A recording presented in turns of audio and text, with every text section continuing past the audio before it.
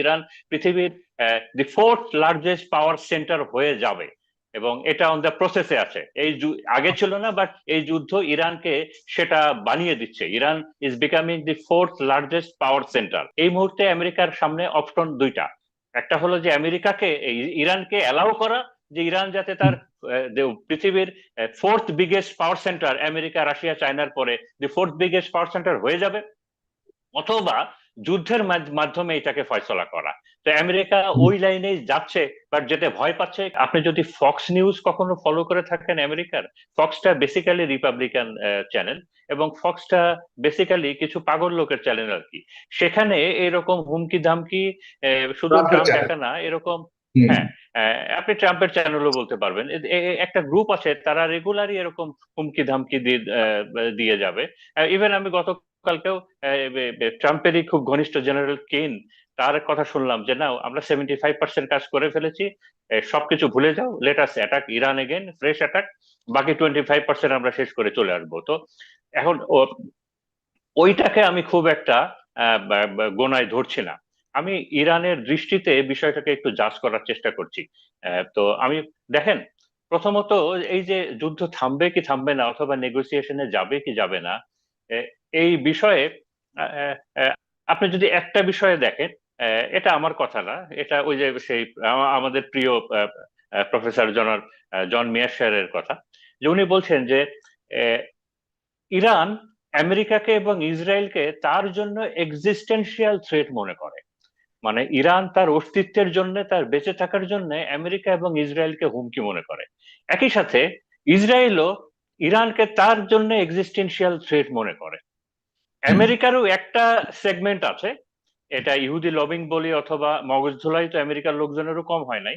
তো তাদেরও একটা বড় সেগমেন্ট আছে, তারাও মনে করে যে ইরান তাদের জন্য একটা বড় থ্রেট। ইরান পারমাণবিক বোমা বানাবে এবং বানানোর পরে প্রথম বোমাটা আমেরিকার উপরে মারবে, এরকম একটা গ্রুপ অফ পিপল আছে আমেরিকায়। তো তারাও এ ধরনের চিন্তা করে। তো এইরকমই মুখোমুখি দুইটা গ্রুপ, যারা একজন আরেকজনকে এক্সিস্টেন্সিয়াল থ্রেট মনে করে, অস্তিত্বের জন্য হুমকি মনে করে, এবং দীর্ঘ যে গত 50 বছরের যে বিভিন্ন ইতিহাস আমরা দেখেছি, তো এইরকম দুইটা গ্রুপের জন্য একটা চলমান একটা যুদ্ধে একটা হঠাৎ করে নেগোসিয়েশনে যাওয়া এবং নেগোসিয়েশন হয়ে যাওয়া, এটা ইম্পসিবলের মতো বিষয়। এটা ইম্পসিবলের মতো বিষয়। তো আমি এই মুহূর্তে ওই নেগোসিয়েশনটা এক্স্যাক্টলি ওইভাবে দেখছি না। আমি কিভাবে দেখছি আমি একটু পরে এক্সপ্লেন করব।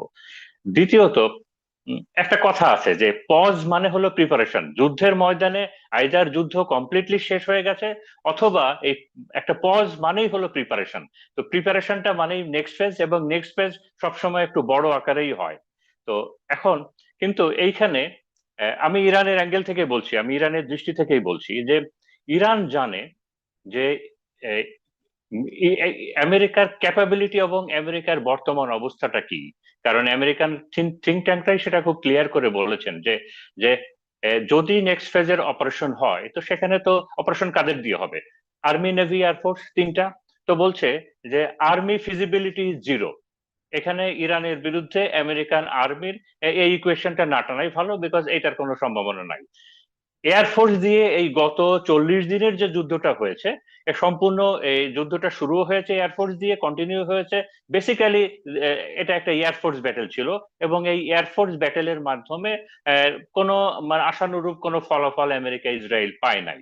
আশানুরূপ কোনো ফলাফল আমেরিকান ইসরায়েল পায় নাই। এ কারণেই এই মুহূর্তে আমেরিকা সব থেকে বেশি ডিপেন্ড করছে তার নেভির উপরে। মানে এই একটা অপশন বাদ আছে।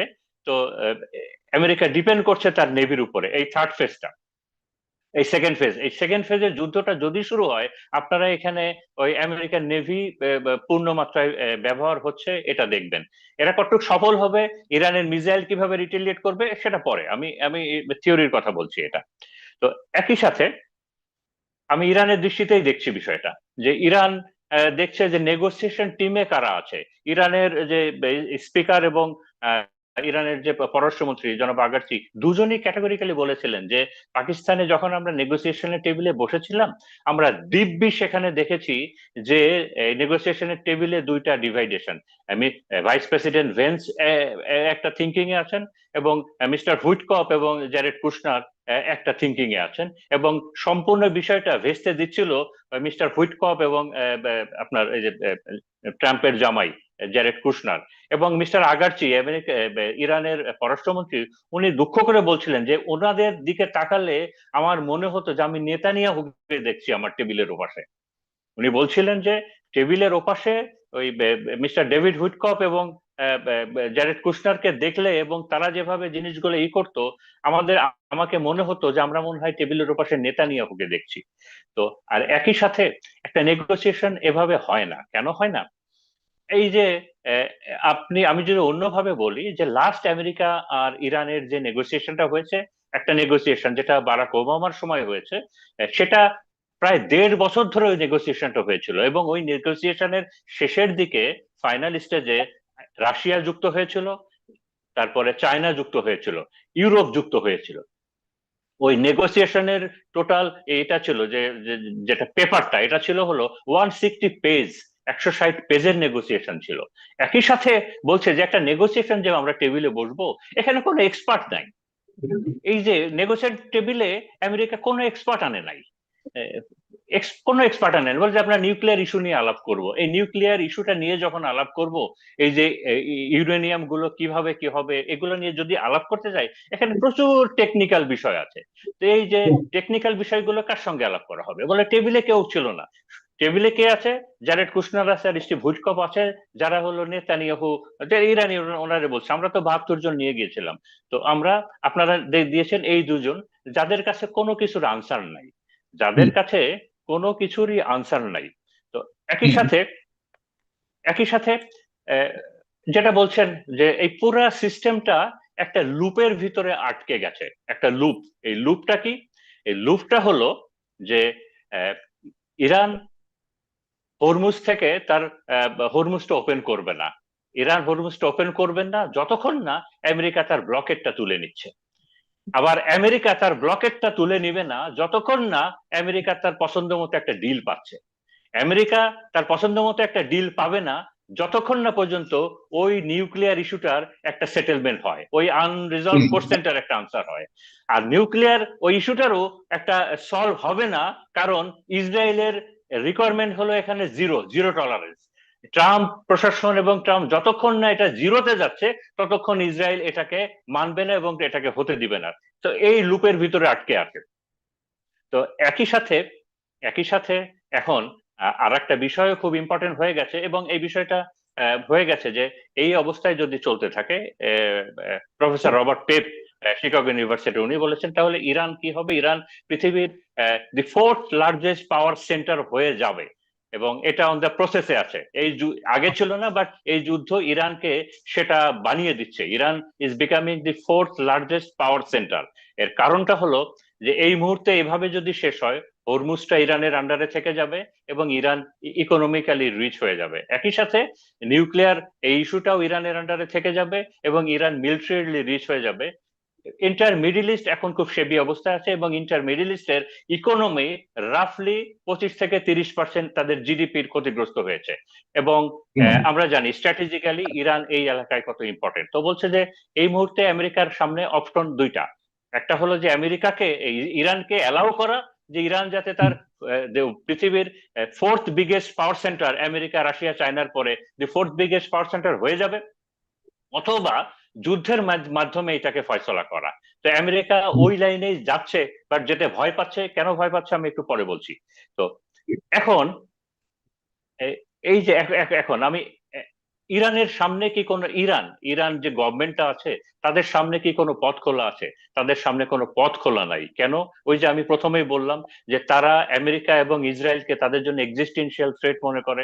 একই সাথে গত 3 দিন আগে ইরানে একটা জরিপ হয়েছে, মেনলি তিনটা সাধারণ জনগণের ভিতরে। সেখানে ইরানের জনগণ 100%, 100% মতামত দিয়েছে যে নিউক্লিয়ার ইস্যুতে যেন কোনো নেগোসিয়েশন না হয়। 80% মানুষ মতামত দিয়েছে হরমুজ যেন ইরানের অধিকার থাকে, হরমুজটা ইরানের অধিকার, এইটাতে 80% মতামত হলো এটা। আর 79, মানে এটাও 80%-এর মতো যে মতামত হলো যে ইরানের মিসাইল ক্যাপাবিলিটি যেন কোনোভাবে রেস্ট্রিক্ট না হয়। তো এগুলো ইরানের পাবলিক ডিমান্ড। এই বিষয়গুলো তো আপনার ইরানের যে ইরানের যারা জনগণ এখনো পর্যন্ত সরকারের সাথে আছে, বরং না, ইরানের এই বিষয়গুলিকে ইরানের জনগণ আরো বেশি এই নিয়ন্ত্রণে রাখার জন্য তারা উদ্বুদ্ধ করছে সরকারকে, একরকম অনেকটা উৎসাহ দিচ্ছে, সরকারের পাশে রয়েছে। আপনি যদি 1 মিনিটে শেষ করে নিতে পর্যায়ে, জি। হ্যাঁ, তো হ্যাঁ, আমি এখানে আপনার কাছে আমি সম্পূর্ণ একমত। রিলেভেন্ট আরেকটা প্রশ্ন করতে চাই। পাকিস্তানকে তাহলে ব্যর্থ হচ্ছে কার্যত? পাকিস্তান আমার হিসাবে ব্যর্থ হচ্ছে না, বাট আমার হিসাবে এইটার একটা নেগোসিয়েশন তো হবে, এবং এটা অনেক সময় লাগবে, অনেক সময় লাগবে। এবং এই মুহূর্তে পাকিস্তান ছাড়া আর কোনো প্লেয়ার নেই, বিশেষ করে পাকিস্তানের সেনাপ্রধান। হুম। পাকিস্তানের থেকেও বড় হলো তাদের সেনাপ্রধান, বিকজ উনি একমাত্র লোক। আপনি যদি এই মুহূর্তে সারা ওয়ার্ল্ডের একটা ক্রেডিবল পার্সোনালিটি হিসাবে চিন্তা করেন, তাহলেও মানে he is one of the মানে ভেরি ফিউ ক্রেডিবল পার্সোনালিটির ভিতরে আছেন, যার সাথে যিনি ট্রাম্পকে যখন ইচ্ছা একটা ফোন দিতে পারেন, চায়নাকে শি জিনপিংকে যখন ইচ্ছা একটা ফোন দিতে পারেন, উনি রাশিয়ার সাথে কথা বলতে পারেন, উনি ইরানের প্রেসিডেন্টের সাথে কথা বলতে পারেন। এবং আমরা জানি গত সপ্তাহে পাকিস্তানের সেনাপ্রধান 3 দিন সফরে গিয়েছিলেন এই ইরানে, এবং সেখানে জি। উনি আইআরজিসির কমান্ডার, ইরানের প্রেসিডেন্ট, পররাষ্ট্রমন্ত্রী সবার সাথে কথা বলেছেন, উনি সবার সাথে কথা বলেছেন।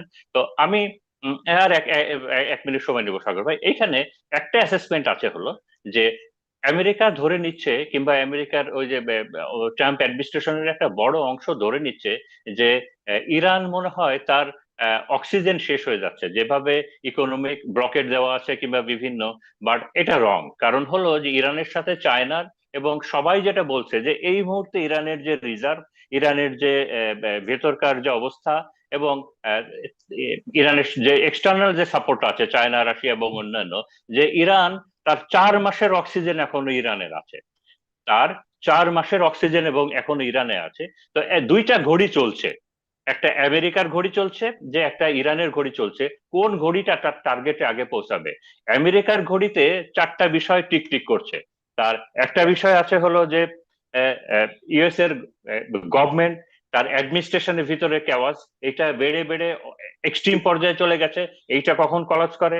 তারপরে দ্বিতীয়ত হয়ে গেছে যে ইউএস এর ইউএস এর ইউএস এবং গ্লোবাল ইকোনমি, এইটার একটা খারাপ অবস্থা। এবং এইখানে যেটা বলেছে যে এতদিন ইকোনমিতে যে চাপটা পড়েছিল সেটা হলো অ্যাজাম্পশনের উপরে, আর এখন যেটা পড়বে এটা হলো বাস্তব। এই তেলের দাম কিন্তু আজকে $118 ক্রস করেছে, এগুলো হলো বাস্তব। 3 নাম্বারটা হলো ইউএস এর ঘড়ি টিকটিক করছে, নভেম্বরে ইলেকশন নকিং। আর 4 নাম্বার হলো যে ইউএস এর সাথে পুরো গ্লোবাল রিলেশনটা আলাদা হয়ে গেছে। আর জি। ইরানের জন্য ইরানের ঘড়িটা টিকটিক করছে হলো যে ইরানের এই স্যাংশন রিলিফ, ইকোনমিক যে এম্বার্গোটা, এটা ইরানকে আসলেই খুব বেশি সাফার করাচ্ছে। এবং একই সাথে ইরানের যে ওয়েল স্টোরেজ যেটা আছে, এটাও যদি রাফলি 24 দিন থেকে 1 মাস এর ভিতরেও এই বিষয়টার সলভ দরকার, এই বিষয়টারও সলভ দরকার। তবে এইখানে আমি এটা শর্টে বলে শেষ করবো। এইখানে ইরানের সুপ্রিম লিডার মুস্তফা খমেনি, এটা মিডল ইস্টের এবং ইউএস এর অনেক মিলিটারি থিঙ্কার বলছে যে উনি একটা ডেঞ্জারাস এবং উনি একটা পার্মানেন্ট গেম বেছে নিয়েছেন। কারণ উনি যেটা বেছে নিয়েছেন, যেটা অনেকে অনুমান করছে, সেটা হলো যে এই যুদ্ধটার ফলাফল যে দিকে এগোচ্ছে, তার মানেটা যে ইসরায়েল হারবে, আমেরিকা হারবে। মানে আমেরিকা কি বলছে না, সারা বিশ্ব যে দৃষ্টিতে দেখছে। একই সাথে উনি চাচ্ছেন যে এই যুদ্ধটা যদি কন্টিনিউ করে, ইসরায়েলের গভর্নমেন্ট চেঞ্জ হবে, আমেরিকার ট্রাম্পের শাসনের পতন হবে। তার মানে ইরানে ভবিষ্যতে কেউ আক্রমণ করতে সাহস পাবে না, কারণ সারা বিশ্ব দেখবে এবং আমেরিকা দেখবে যে ইরানে অ্যাটাক করলে কি পরিণতি হয়, পরাজয় হয়।